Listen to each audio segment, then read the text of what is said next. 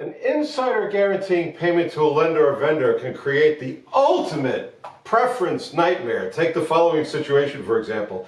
A chief executive officer who controls the company and is the first to know whether business is going to be bad or good, or whether it's going south, personally guarantees a bank loan.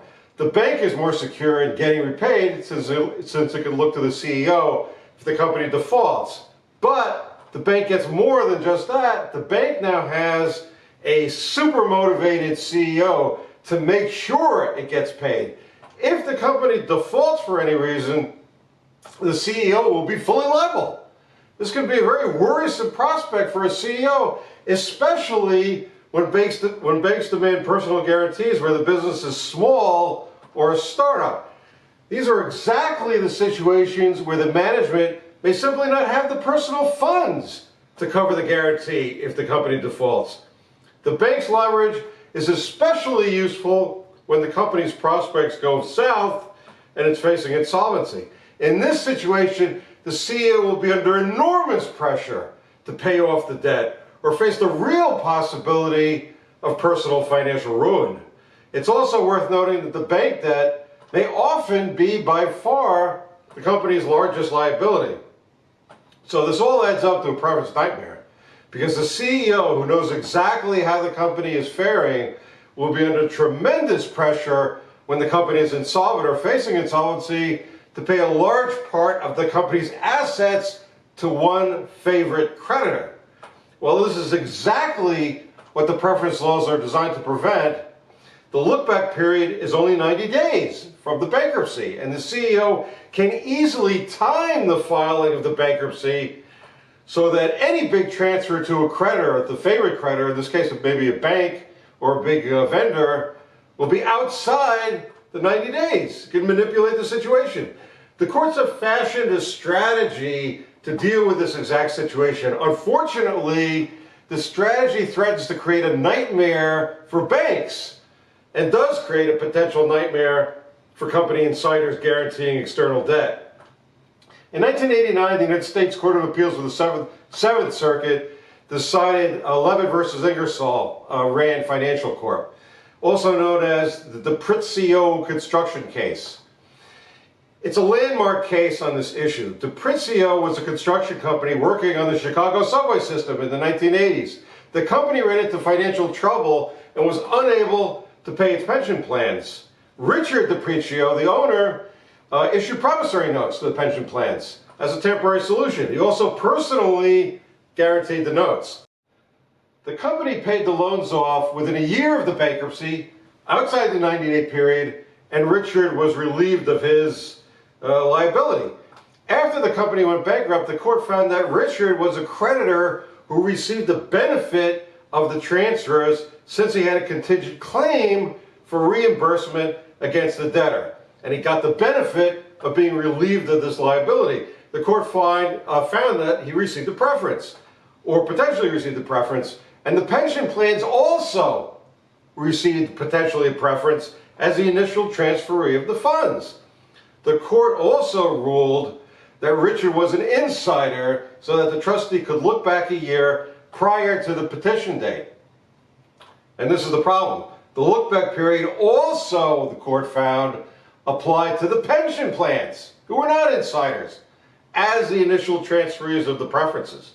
Since the court ruled that the guarantor Deprizio had liability under the preference laws, even though he did not receive the transfer, he did not actually receive the money, but because he was a creditor, because he had contingent liability against the debtor, banks responded by requiring that guarantors sign waivers of reimbursement from the bankruptcy estate so that they would not be creditors, so that they wouldn't be sued for preferences, so that the banks wouldn't be liable. The bank's reasoning was that if the guarantee had no contingent claim against the bankruptcy estate, that he could not be a creditor, and then he could not be sued for a preference, and so on and so on. Well, what's important understanding about this argument is that if the guarantor was not a creditor, then he would not diminish the bankruptcy estate by making a claim against it. The preference laws, and this is going into the rationale a little bit more, the preference laws are designed to make sure that some creditors are not preferred and get paid in full prior to the bankruptcy, which reduces the amount of assets to all unsecured creditors. If the guarantor did not file a claim against the estate for reimbursement and the estate was not diminished, then the guarantee has not resulted in a preference. So that's the rationale for the defense. So banks began requiring, with their demands for personal guarantees, that the guarantor also give up any claim for reimbursement against the company. Banks also had a very powerful lobby and complained to Congress that they were being punished for doing their jobs and asking for personal guarantees to safeguard their loans. In 1994 and again in 2005, Congress met their demands, specifically amended the Bankruptcy Code at the behest of the banks. These new sections prohibited non-insider guarantee clawbacks. In other words, the banks protected them from transfers made prior to the 90-day period. They could be subject to preferences within the 90-day period, but the look back was limited to the 90-day period. While Congress saved the banks, insider guarantors, not the guarantees, being the banks or big vendors, are still exposed to preference lawsuits simply for guaranteeing company obligations. In other words, they have not actually received any money, unlike a typical preference case. These kinds of lawsuits can be a nightmare for management for two reasons. First, it subjects them to the very exposure they were seeking desperately to avoid. Years after the bankruptcy cases started, a trustee could sue a CEO to recover payment of a large bank loan. Second, unlike a typical preference case, the defendant CEO, like I said before, never received the money. So he has nothing to return. It's a nightmare. The main defense insider guarantors used to attempt to defeat insider guarantee preference cases is still the waiver defense I just discussed. Two lines of cases have emerged with respect to the validity of this defense. The first line, and comprises the most recent bankruptcy court decisions, have ruled that a waiver is simply an attempt at an end run around the preference statute. These courts also argue that the waiver is meaningless because the defendant CEO, in reality, could sign a waiver and then simply purchase the banknote obligation and then, standing in the shoes of the bank, file a claim against the bankruptcy court and so achieve his reimbursement anyway.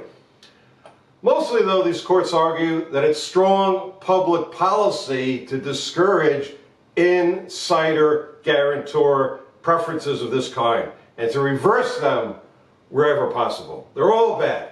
Since the court could go after the banks, they can't go after the banks anymore before the 90-day period. The only way to do this, the only way to prevent this or to discourage this kind of behavior, this kind of guarantor behavior, is to chase the guarantors. The second line of cases focuses directly on the law and the application of the essence of the law. Because a guarantor has no legal claim against the borrower's estate once he has waived his right to indemnification, these courts have concluded that insider guarantees who had done so in good faith were not so-called creditors, not defined as creditors under the Bankruptcy Code because they didn't have a claim, and therefore were simply not subject to preference liability.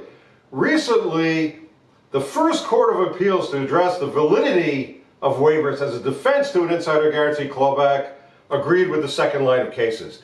In Stahl v. Simon, Arnold Simon, the CEO and owner of a garment manufacturing company called Adamson Apparel, guaranteed a loan by CIT in the amount of approximately $5 million. He also directed the company to pay back the loan within a year prior to the bankruptcy. When Simon was sued by a bankruptcy trustee for a preference, he argued that he was not a creditor, since he did not file a claim, and since he had no claim, since he waived his right to reimbursement from the debtor, the waiver defense. The Seventh Circuit agreed with the defendant, since it found that his waiver to be a bona fide waiver, and there was no evidence that Simon had filed a proof of claim at the bankruptcy court or had the right to buy CIT's claim against the debtor. Essentially, the court refused to assume, without evidence, that the waiver was a sham transaction or against public policy, or to let public policy sway the clear interpretation of the statute. The court let it up to Congress specifically to amend the law as necessary. The decision was rendered in 2015. It's not been filed by any of the circuits as of yet. On the other hand, no bankruptcy courts have ruled on this specific issue in the last 5 years. The fact that so many recent bankruptcy courts have found otherwise would seem to indicate that at some point we are going to see perhaps a split in circuits.